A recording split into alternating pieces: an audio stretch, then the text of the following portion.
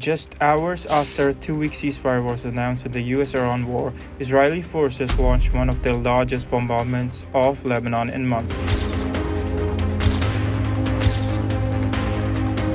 The strike killed more than 250 people and injured over 1,100, according to Lebanon's civil defense. Air attacks hit Beirut, the Bekaa Valley, Mount Lebanon, Sidon, and several villages in southern Lebanon, overwhelming hospitals and emergency services across the country. Doctors' associations in Lebanon issued urgent calls for medical staff to report to hospitals, while major facilities in Beirut asked for blood donations of all types. Israel said the operation targeted more than 100 Hezbollah command centers and military sites, describing it as its largest coordinated assault since launching its latest military campaign in Lebanon on March 2nd. But the scale of civilian casualties and the timing of the strike has triggered strong reaction from governments and international organizations around the world. Here's how the world is responding. Lebanon's parliament speaker, Nabi Berri, called the strike as full-fledged war crime, accusing Israel of attacking densely populated area. He said the bombing, coming at a time as a regional ceasefire, was a test for the international community and a direct challenge to international law. Berri also called on Lebanese political and civil leaders to reunite in solidarity with victims of the attack. Hezbollah said the group reserved the right to respond. In a statement, it said the killing confirmed a natural and legal right to resist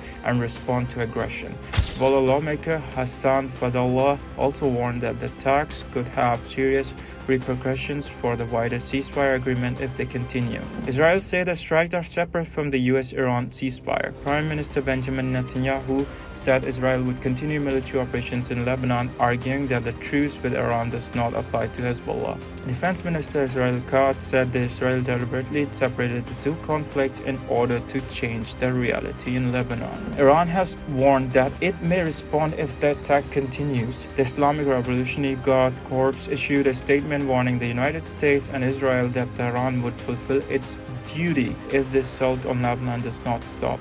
Iran Foreign Minister Abbas Araghchi also said the ceasefire terms were clear.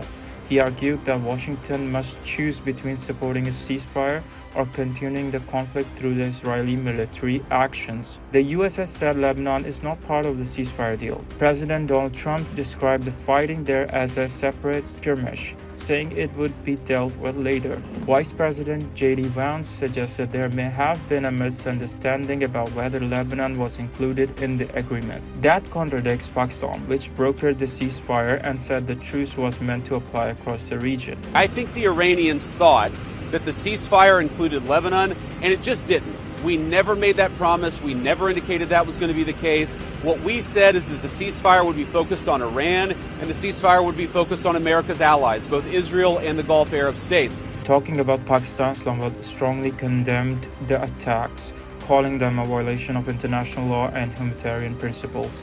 In a statement, the Foreign Office said the strikes undermine efforts to restore peace and stability in the region.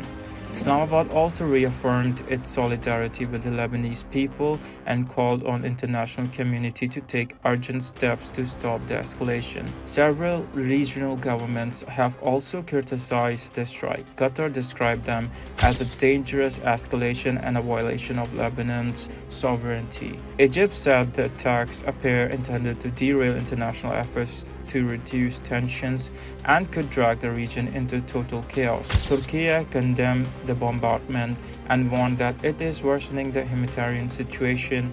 Meanwhile, Saudi Arabia and Pakistan expressed concern over violations of the ceasefire during diplomatic talks between their foreign ministers. European leaders have also voiced alarm. Spain's Prime Minister Pedro Sanchez accused Israel of showing contempt for life and international law and called for Lebanon to be included in the ceasefire. Italy's Foreign Minister Antonio Tajani described the attacks as unjustified and unacceptable, warning that the region must avoid a second Gaza. France's Prime Minister Emmanuel Macron condemned what he called indiscriminate strikes and expressed solidarity with Lebanon's leadership. The UK has also called for an end to the fighting, describing the US-Iran ceasefire as an important step towards stability. United Nations and humanitarian groups.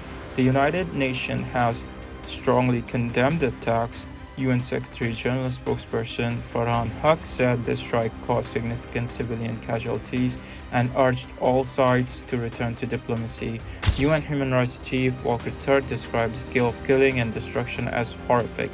The International Committee of the Red Cross said it was outraged by the devastation in densely populated areas and warned that civilians urgently need protection after weeks of violence. The strikes have exposed a major gap in the ceasefire agreement. While fighting between the US and Iran has paused, the conflict involving Israel and Hezbollah is continuing, raising fears that the wider regional war could still expand.